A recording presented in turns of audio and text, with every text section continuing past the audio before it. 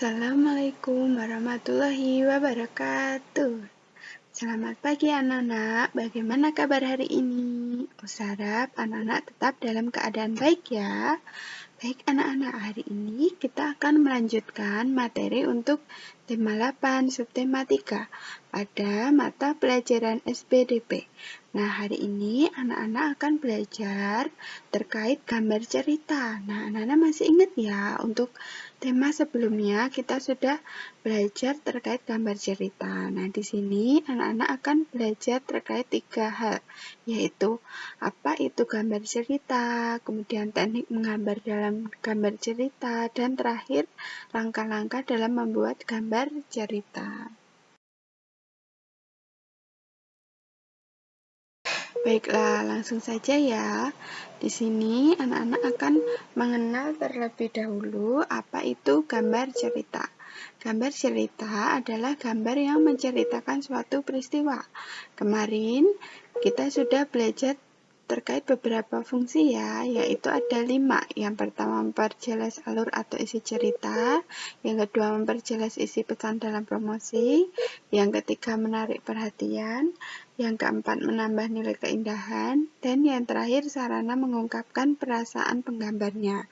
Nah, di sini ada contoh gambar cerita pada buku pelajaran, yaitu sampul buku. Nah, di sini ada sebuah peristiwa, yaitu seorang datuk yang memegang belalang. Nah, di sini anak-anak bisa secara singkat mengetahui peristiwa dari gambar cerita ini. Nah, sesuai dengan judulnya, yaitu Legenda Datuk Marsam Sang Belalang Kunyit. Nah, ini di sini digambarkan datuknya itu sedang memegang atau menyentuh belalangnya.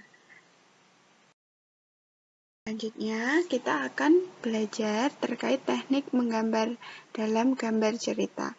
Kemarin masih ingat ya anak-anak, teknik menggambarnya ada berapa? Ya, benar ada 2, yaitu teknik kering dan teknik basah. Nah, untuk teknik kering, sesuai dengan namanya, kering, berarti tidak memerlukan air sebagai pengecer.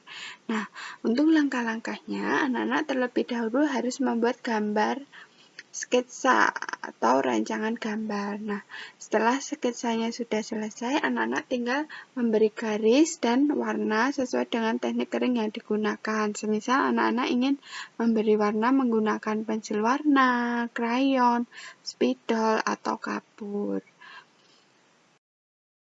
Yaitu ada teknik basah.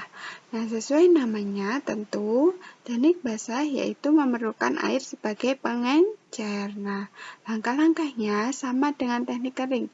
Hanya yang membedakan pada pewarnaannya sesuai dengan teknik basah yang digunakan. Misalnya menggunakan cat air, cat minyak, atau tinta.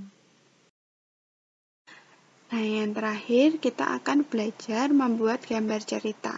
Nah, di sini ada 4 langkah ya anak-anak. Yang pertama adalah mempersiapkan alat dan bahan seperti pensil, kertas gambar, dan teknik pewarnaannya baik menggunakan kering atau basah, semisal krayon, cat air, tinta, atau pensil warna sesuai dengan teknik yang anak-anak akan gunakan. Yang kedua yaitu menentukan tema. Nah, di sini tema sangat bervariasi ya anak-anak. Misal anak-anak ingin menggunakan tema kesehatan terkait corona, atau tema sekolah terkait rajin belajar, atau lingkungan sekolahku, dan masih banyak lagi. Yang ketiga yaitu pembuatan sketsa atau rancangan gambar. Nah, yang terakhir, nomor 4, yaitu penyelesaian gambar. Nah, di sini ada 3 penyelesaian gambar, yaitu yang pertama ya menghapus garis yang tidak perlu. Nah, kemudian anak-anak bisa menegaskan garis dengan cara menebalkannya agar terlihat lebih hidup. Nah, yang terakhir, agar terlihat lebih indah, anak-anak bisa mewarnainya. Nah, kemarin sering sekali ini keluar di soal. Nah, anak-anak bisa menjawab mewarnai. Oke, nah sekian. ini. Apabila ada pertanyaan atau hal-hal yang belum dipahami, bisa ditanyakan ke Us. Tetap semangat ya anak-anak. Sekian dari Us. Wassalamualaikum warahmatullahi wabarakatuh.